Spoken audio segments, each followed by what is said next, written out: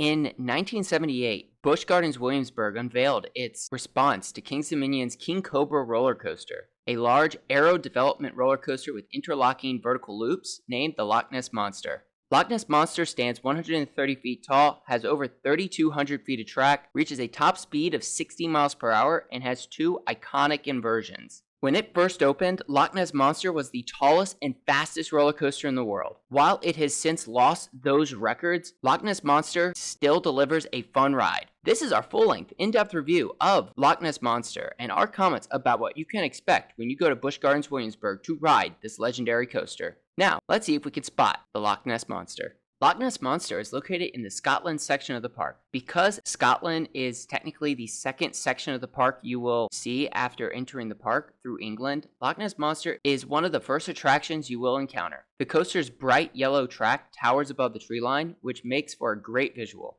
To get to the Loch Ness Monster from England, you go straight up the slight hill, past the Tweedside train station, over the train tracks, and right into Loch Ness Monster's entry plaza. When you cross the tracks, you will immediately see the coaster's iconic ride sign displaying the ride name and the iconic interlocking sections of Nessie's tail. The park repainted this ride sign for the 2024 season, and this new paint looks great. You will also see some Loch Ness Expedition theming, including a submarine and a diving suit. This entrance has always looked iconic. For the 2024 season, the park added more theming at the queue entrance. There is now a large sign displaying some facts about what the Loch Ness Monster looks like and how powerful the creature is. As you make your way through the queue, you encounter some more theming, including several posters about the Loch Ness Monster, the Society of Skeptics, and references to one of the park's past attractions, the legendary Big Bad Wolf.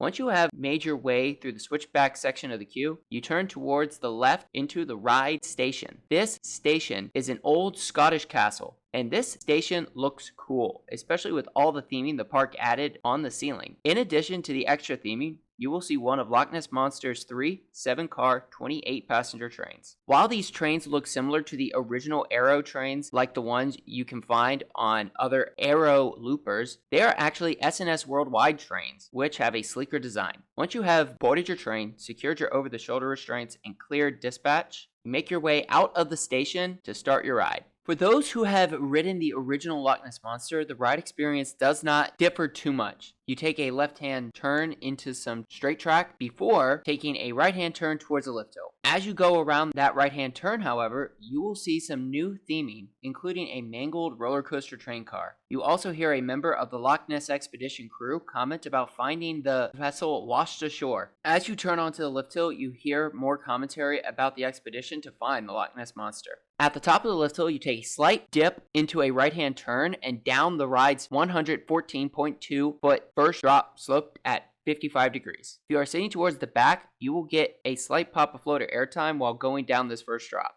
At the bottom of the first drop, you pull into a banked left-hand turnaround, followed by a climb up into a small hill. You crest that hill and dive down into the ride's first vertical loop. This vertical loop pulls some good forces for those sitting towards the front of the train and delivers some good whip for those sitting towards the back. Out of that vertical loop, you pull into a banked right-hand turn, followed by some straight track and a short climb onto the mid-course brake run. These brakes engage a little, but not enough to sap your momentum. As you come off that mid-course brake run, you bank towards the left and into a 990-degree downward helix, which is entirely enclosed in a cave. Originally, this cave did not offer much, as it was entirely dark inside of it. But for the 2024 season, the park made the cave an actual show building. As you traverse that helix, you actually go through the Loch Ness Monster's lair, trying to escape its clutches. At the bottom of the helix, you fly up a small bunny hop and onto the ride's second lift hill. As you crest the second lift hill, you take another small dip before making a banked right-hand turn, which sets you up for the ride's finale. You dive into the ride's second vertical loop, which pulls some more good forces just like the first one. As you come out of the second vertical loop, you encounter the Loch Ness Monster and her mighty roar before climbing up another banked right-hand turn into the final brake run, thus completing your ride. Loch Ness Monster has always been a good roller coaster. As the world's only operating roller coaster with interlocking loops, Loch Ness Monster is definitely unique. It is also iconic, and it would be weird to see Busch Gardens Williamsburg without it. After the park brought in premier rides to retrack sections of the ride, Loch Ness Monster is definitely here to stay. While the new track offers a smoother ride experience, Loch Ness Monster is still a Ron Toomer designed aero looper with a couple of janky transitions like that left-hand turn after the climb up from the first drop and the right-hand turn before the second vertical loop. These transitions may be janky, but they are by no means rough. They actually add character to the coaster. Aside from its janky transitions, Loch Ness Monster has some powerful moments. Those vertical loops and that 990-degree helix pull some good G-forces. There is a trim break right before the drop into the first vertical loop, but that trim does not affect the whip you get coming out of it, especially for those sitting in the back cars. The ride experience is simple. First drop, turn,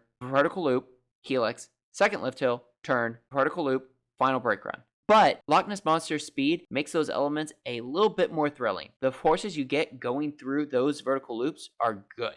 Loch Ness Monster is also incredibly re-rideable. A front row ride will offer a slightly different ride experience than a back row ride. In the front row, you get slight floater airtime pops climbing up onto the second lift hill and the final brake run. You also get some great power going into the vertical loops. In the back row, you get some floater airtime coming off the first drop and some good whip coming out of those vertical loops. The S&S Trains and Premier Rides retrack definitely show how Busch Gardens Williamsburg wants to keep this coaster running and running well. Aside from the roller coaster itself, Loch Ness Monster's additional theming is great. The park went all in to enhance Loch Ness Monster's ride experience. The sound effects before the lift hill and on the first and second lift hills engage riders with the Loch Ness Expedition's search for the Loch Ness Monster. Those sound effects also give riders something to listen to during the slow climbs up the lift hills. The park also redid the cave to make it an actual show building. As you spiral through the helix, you hear some additional sound effects and fly past several projection screens showing the Loch Ness Monster's lair and the Loch Ness Monster herself.